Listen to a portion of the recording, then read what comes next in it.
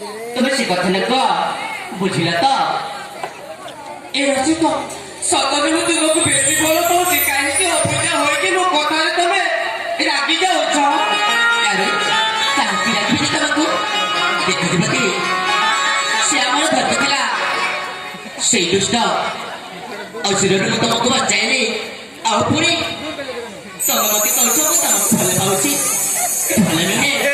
बुझिला तो दिबती मो कथा बानी तबे फल उद्यान छाड़ी निज घर को चली जाओ म प्रथम देखा रे मोरा देई देली तुमको